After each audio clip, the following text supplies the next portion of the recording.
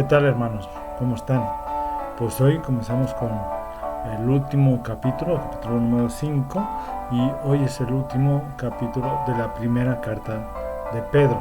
¿Sí? Hoy vamos a ver sería llamado el sufrimiento y la segunda venida de Cristo. ¿Sí? Vamos a ver, espérame. Ahí está. ¿Cómo superar el desánimo? Primera y segunda carta de Pedro.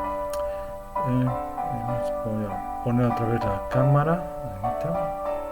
Ahí está. ¿Sí? Y vamos a ver hoy, como les decía, lo que es el sufrimiento y la segunda venida de Cristo. Podemos ir viendo que también se les conoce como los ancianos como pastores fieles, ¿no? O el llamamiento a los ancianos, también se le puede llamar así, porque debido a que dice que ruego a los ancianos que están entre vosotros, ¿no? Entonces ahí podemos ir viendo que Pedro da unas palabras de exhortación a los ancianos que están entre los cristianos, ¿no? Que están pues ahora sí participando o leyendo o recibiendo esta carta, ¿sí? Estos ancianos tenían las responsabilidades especiales dentro de la iglesia, y a las cuales dirige precisamente esta carta, ¿sí? La idea de lo de anciano, ¿sí? Esa palabra viene a la vida de la iglesia por medio de la cultura judía, ¿sí? Eso lo podemos ir viendo en Éxodo 3:16, 12:21 o 19:7. Ahí menciona a los ancianos, ¿sí? Simplemente habla de la madurez y sabiduría que una persona anciana debe de tener, haciéndolas calificadas para el liderazgo. En estas aplicaciones que ahí menciona, ¿sí? Se trata más de la sabiduría y madurez que realmente de la edad, ¿no? La costumbre, por ejemplo, si se acuerdan de Pablo y Bernabé, ¿no? Designaban ancianos en la iglesia que habían fundado ellos, ¿no? Hechos 14:23. También se estaba desarrollando el oficio de pastor en ese momento, ¿no? Quienes eran esencialmente ancianos que enseñaban, ¿sí? Eso lo podemos ver también en 1 de Timoteo 5:17, quien nombraba y dirigía a ancianos y a otros líderes. Eran precisamente los pastores, ¿no? que en ese momento se estaban poniendo. Por ejemplo, primera de Timoteo 3, del 1 al 13, o segunda de Timoteo 2:2, o Tito 1:5-9, ¿sí? Pedro estaba apto para hablar como él era, como que él era un anciano, ¿no? Ahí dice anciano también, ¿sí? Aunque Pedro era claramente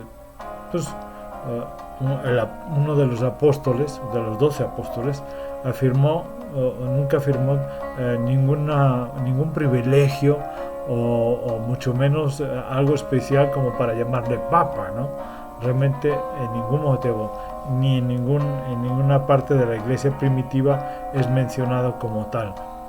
Al contrario, ¿no? Pedro se miraba a sí mismo como un anciano más, un anciano también entre los ancianos de la misma iglesia, ¿sí? Pedro estaba calificado para hablar sobre él como testigo, ¿no? Porque acuérdense que él pues estuvo con Cristo durante 3 años y medio. Él vio el padecimiento de Jesús, seguramente cuando lo estaban torturando, y posiblemente, aunque sea de lejos, pero vio la crucifixión, ¿no? Y era un participante de la gloria de Dios, probablemente refiriéndose a cuando él vio en la transfiguración en el monte, ¿sí? Entonces este fue el primer aspecto del liderazgo, ¿no? que podemos ahí ver, ¿no? Ahí les pongo, ¿no? Lo que los líderes en la iglesia deben hacer, ¿sí? Este fue el primer aspecto del liderazgo. Pedro parecía haber recordado las tres partes de la comisión que Jesús para él le había dado, ¿sí? En Juan 21, 17, el 15, 17, al 17, perdón.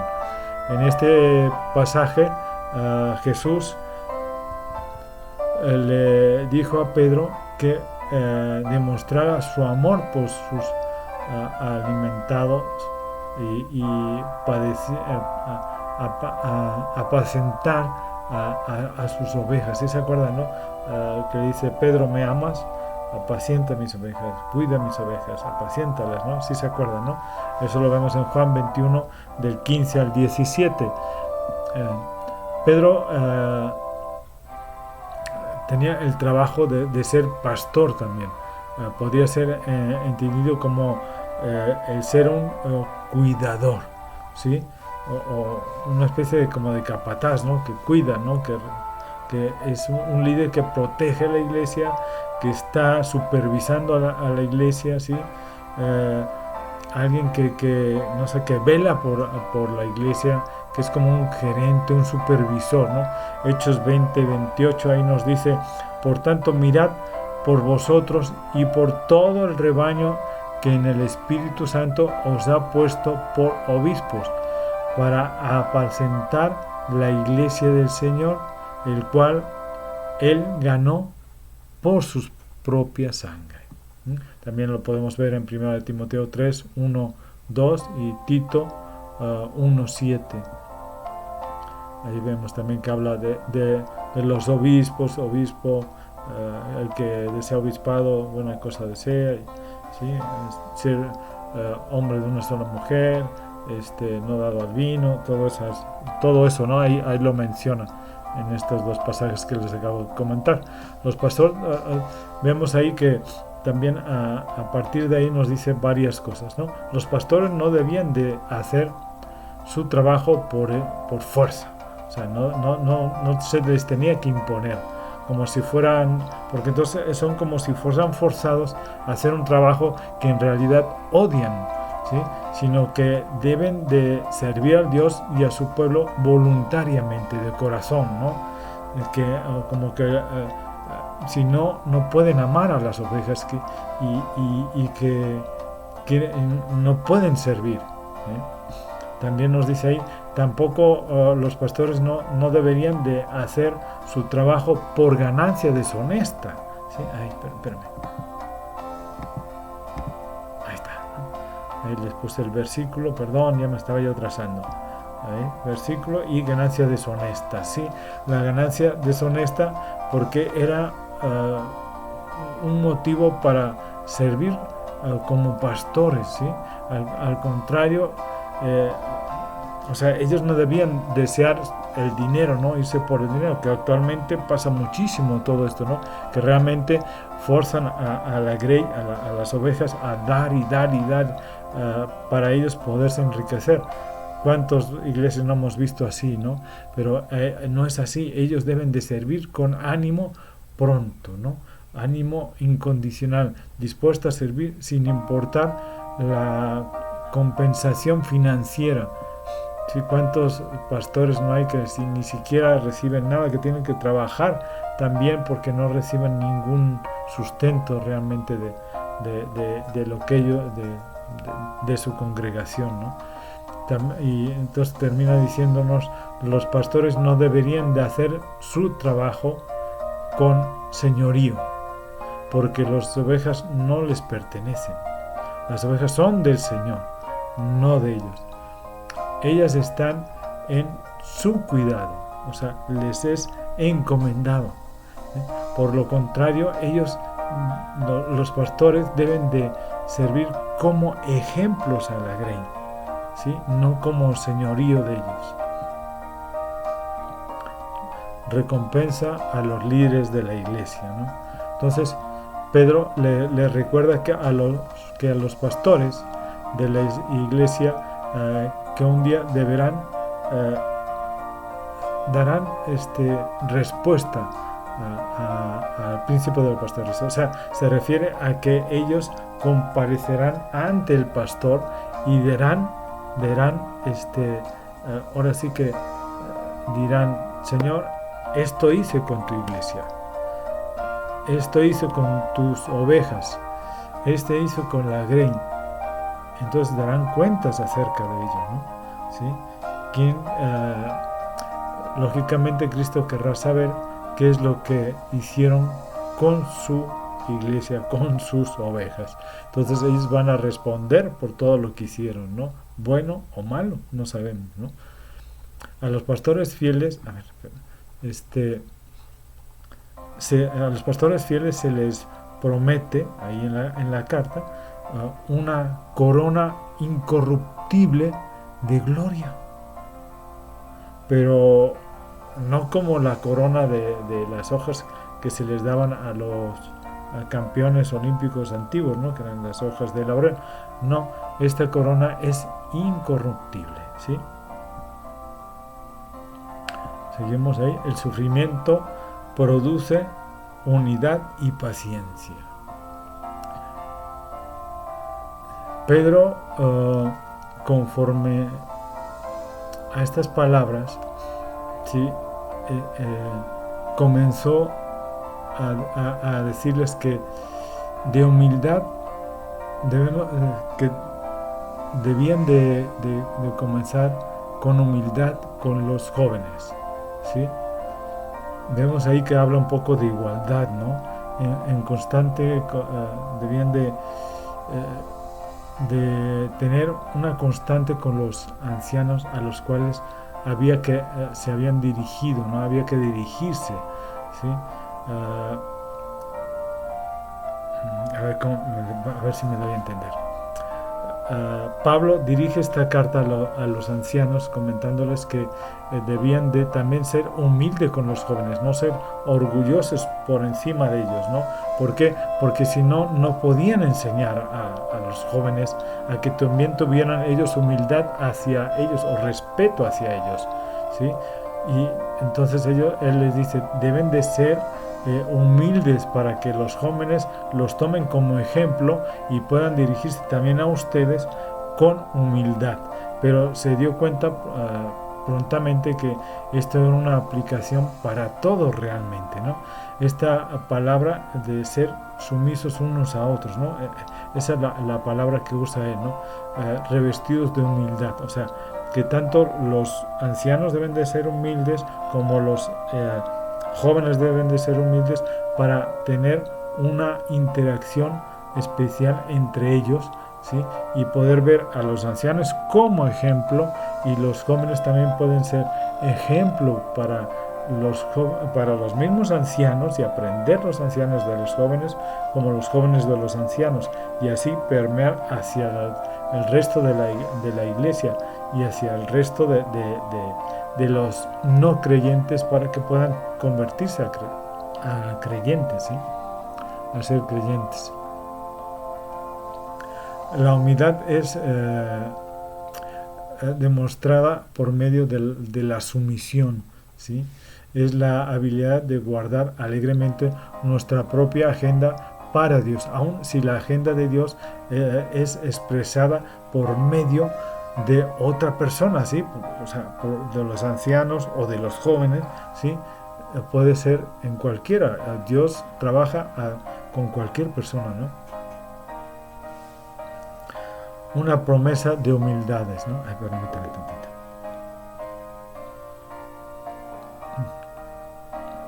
La frase esta que ahí menciona, revestidos de humildad, revestidos, se traduce en una palabra rara que se refiere a un esclave poniéndose un mandil de sirviente. ¿Sí recuerdan a alguien así? Como hizo Jesús antes de lavar los pies a los discípulos, no sé, se pone un mandil, ¿sí? Una toalla, una manta al frente para lavarles los pies, ¿sí? Exactamente a eso se está refiriendo. Juan 13:4, ahí lo podemos ver, ¿sí? La humildad es esencial en nuestra relación con Dios.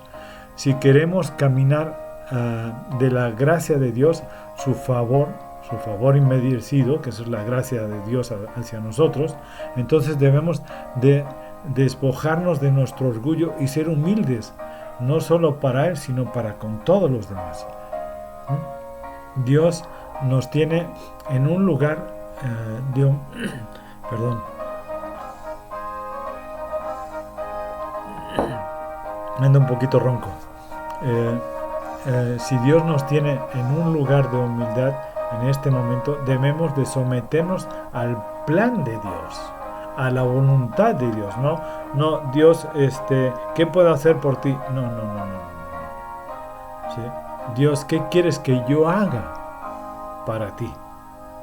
Él sabe que cuando fuere tiempo nos exaltará. Aún a veces pensamos que conocemos el tiempo, los mejores tiempos para Dios, ¿no? ¿Se acuerdan de Abraham, no? Sí, le ayudó a Dios, pero teniendo un hijo fuera del matrimonio, ¿no? Y que no era lo que él le había prometido, ¿sí? La humildad verdadera se demuestra cuando tenemos la habilidad de echar nuestra ansiedad sobre Dios, ¿sí? Acuérdense que dice, echando toda vuestra ansiedad sobre Él, sobre Dios, ¿sí? Es presunción orgullosa el llevar las cosas a nuestra propia preocupación y tratar con cosas que Dios ha prometido que Él tratará, o sea, querer hacerlo nosotros en nuestros tiempos en lugar de esperar los suyos, ¿sí? Mateo 5, 31 al 34, o lo que les comentaba de Abraham, ¿no? En Génesis.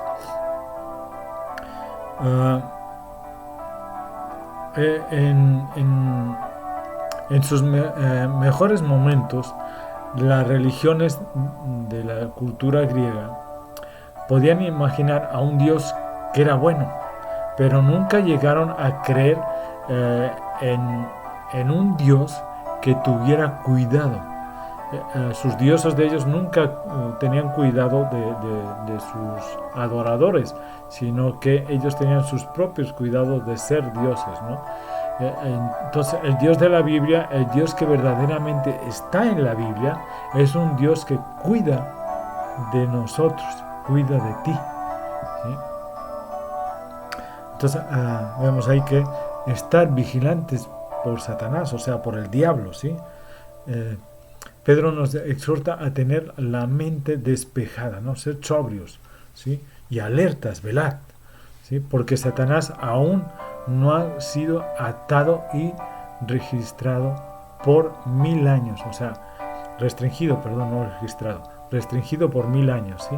Esto lo vemos en Apocalipsis 21 al 2, ¿sí? Ahí está. En el tiempo presente el diablo anda alrededor de nosotros, ¿no? Como león rugiente, ¿no? Ahí nos dice, ¿no? Para los cristianos Satanás es un león quien tal vez ruja, ¿no? Pero se le ha quitado los colmillos en la cruz. Colosenses 2:15. No obstante, el sonido de su rugido, sus mentiras engañadoras, ¿no? Podemos decirlo, compararlo, son potentes y tienen el poder para devorar almas y robar a los cristianos de su eficacia. O sea, los cristianos que están flojos en la fe, ¿sí? Que están menguando en la fe, sobre todo en este momento que vemos en la pandemia, que estamos viviendo en la pandemia, mucha gente se ha menguado y Satanás fácilmente los devora, ¿sí? Y los aparta de Dios, y los aparta de la fe. Apostasía, sí, efectivamente, hermanos, es la apostasía, ¿sí? Entonces tenemos que ser fuertes en la fe, ¿sí? Para resistir firmemente en la fe. El secreto de la guerra espiritual es fácil, resistir firmes, ¿no? Ahí nos dice, ya sé que no es tan fácil, hermano. A medida que estamos firmes en la fe, resistimos las mentiras, amenazas e intimidación de Satanás, ¿sí? De sus huestes. Y también tomamos confianza a saber que nunca estaremos solos en nuestra guerra espiritual, en nuestros sufrimientos, en nuestros decaimientos, ¿sí? Nunca estaremos solos.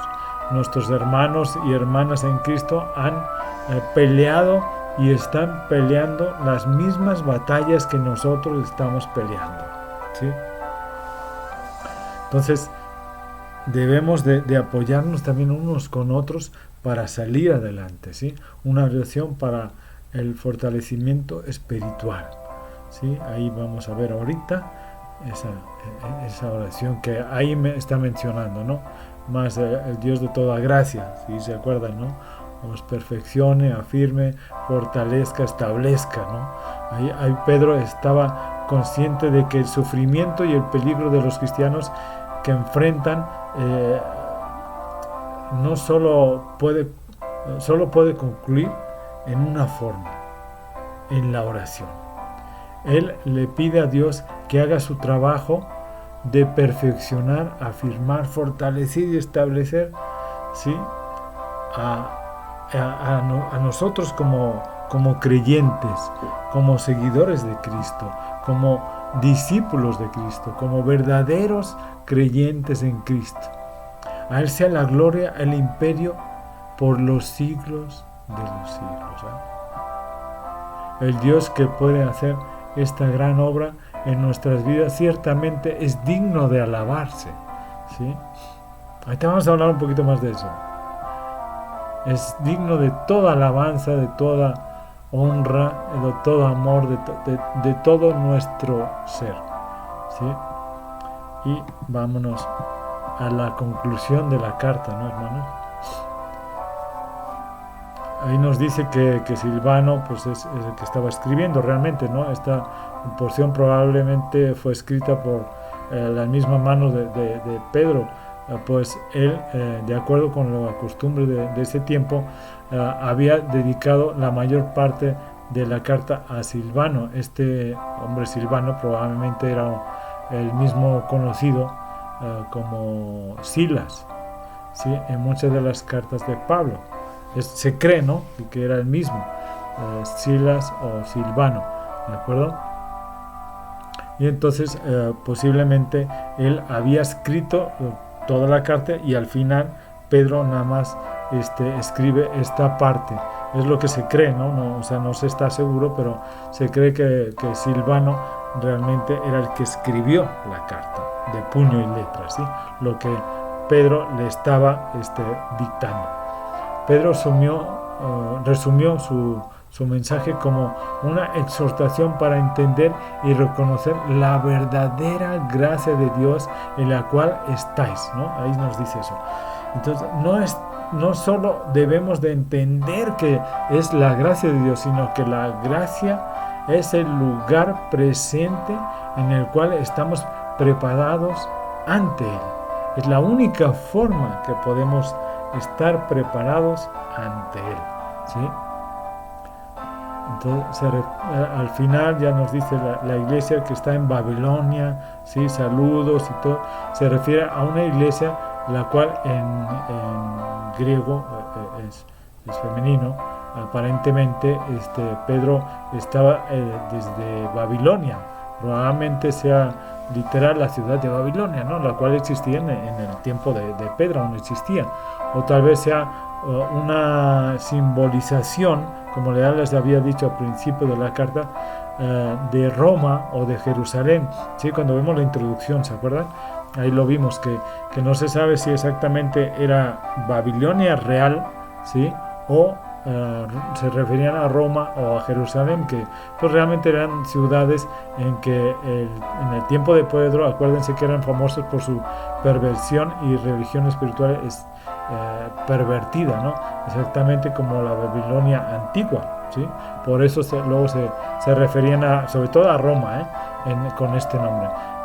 En cualquier sentido, esta es una iglesia a la cual de la cual mandó saludos a esta otra, a los que estaba dirigida esta carta, ¿no? ¿De acuerdo? También vemos ahí la conexión entre Marcos y Pedro, ¿no? Acuérdense que cuando se pelean, Pablo ¿sí? Y Bernabé debido a Marcos, a este Marcos, ¿sí? Entonces vemos eso a Marcos. Entonces vemos ahí que se dividen, ¿no? Debido a él. Entonces Marcos primero se añade a Bernabé y luego se va con Pedro, ¿sí? Entonces ahí vemos que Pedro hace mención de él, ¿no? Como hijo, ¿no? ¿Por qué? Porque empieza a acompañarlo a todos lados, ¿sí? Esto lo podemos ver perfectamente en Hechos 12:12, 12:25, 15 del 37 a 39, ¿no? ¿De acuerdo? Ahí lo podemos ver. Es el mismo Marcos que ahí menciona. Cuando el estilo y la perspectiva del Evangelio de Marcos se toma en cuenta, muchos piensan que Pedro era el recurso primario de la información del Evangelio de Marcos, perdón, ¿sí? Entonces él pues me imagino que todo le va contando todo lo que él vivió con Jesús y todo esto, y de ahí toma la información para escribir el Evangelio de Marcos, ¿sí? Es la creencia general que existe, ¿de acuerdo? Entonces ya ahí llega al final de la carta dando saludos, saludados unos con otros con ósculo de amor, ¿sí? Pedro incluye con la orden de saludar y demostrar el amor de Dios los unos con los otros y pronunciar una bendición de paz. Estas dos cosas, amor de unos a otros y paz, ¿no? Y sobre todo esa parte, ¿no? Paz, son especialmente necesarias para aquellos que están pasando por tiempos de sufrimiento y peligro, sobre todo en aquella época, ¿no? Y ahorita precisamente que estamos viendo este curso, ¿no? ¿Sí? Vemos que ahí nos dice alabanza y paz, ¿no? Esta alabanza, escuchar alabanzas, ¿no? Estaba viendo precisamente esto y escuchar alabanzas, ¿no? Cuando vemos todo lo que hemos leído en Pedro, como todo lo que el sufrimiento produce en nosotros, ¿no? Todos esos cambios, esas esperanzas,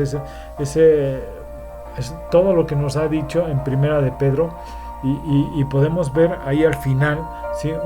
un consejo, ¿no? Alabanza a Dios, alabar a Dios, ¿no? Entonces, como consejo yo les puedo poner ahí, cuando estamos pasando por ese sufrimiento y que caemos en el desánimo, en la depresión, podemos escuchar alabanzas. ¿Cuántas veces el salmista, ¿no? Ahí le puse unos salmos, dice en Salmo 42, ¿no? Nos dice 42:11, porque te abates, alma mía. Es conocidísimo este salmo, ¿no? ¿Por qué te abates, alma mía? ¿Y por qué estás turbada dentro de mí? Espera en Dios, porque aún he de alabarte. Salvación mía, Dios mío. ¿Sí? Hasta un canto hay de él, ¿no? Con esas palabras, ¿sí? Y entonces llega en Salmos 43:4, ahí les puse también. Entonces llegaré al altar de Dios, a Dios mi supremo gozo, y al son de lira te alabaré, oh Dios mío, ¿sí? Oh Dios mío. Salmos 11:1 dice, Salmo de David, ¿no? Es un salmo de David. Dice, la misericordia y la justicia cantaré, a ti, oh Señor, cantaré alabanzas, ¿sí? Las alabanzas a Dios producen que rompamos con efectos que nos produce la desilusión y el desánimo. Es muy importante que cuando estemos así cantemos alabanzas. Santiago nos lo dice ahí en Santiago 5:13, dice, ¿está alguno entre vosotros afligido? Haga oración. ¿Está alegre? Cante alabanzas. El Señor nos da muchas herramientas para poder salir de nuestro desánimo y poder enfrentar nuestros retos diarios, ¿no? Esas luchas diarias que tenemos. Tal vez en ese momento no tengas ganas de alabar a Dios ni de cantar, pero sí lo hacemos con fe. Las emociones nos seguirán con este acto de fe y nos volverán a animar. Las alabanzas hacen que nos conectemos con Dios y nuestro espíritu alabe al Señor. Él está junto a nosotros y codo a codo luchará a nuestro favor, ¿sí? Con nosotros, y saldremos adelante, saldremos vencedores. Las alabanzas elevan nuestro corazón, permiten que podamos tener esa paz que ahí nos habla, esa paz que nos está diciendo al final Pedro, ¿sí? Que nuestra alma necesita con urgencia, ¿no? Es un bálsamo a nuestro espíritu, esa paz que el Señor nos da, que solo Él sabe darnos, ¿sí? No hay otro, hermanos, solo Él nos sabe dar esa paz. Así es que este consejo les dejo para poder salir de ese padecimiento, ese sufrimiento, ese decaimiento que muchos tenemos y que no sabemos cómo salir adelante. La próxima semana vamos a empezar ya la segunda carta de Pedro. Está muy bonita también. Espero que esta primera carta les haya ayudado, apoyado, y estos últimos consejos que les he estado dando también les hayan apoyado mucho y les hayan ayudado a salir adelante. Nos vemos la próxima semana. Que Dios los bendiga y que los cuide y los fortalezca. Hasta luego, hermanos.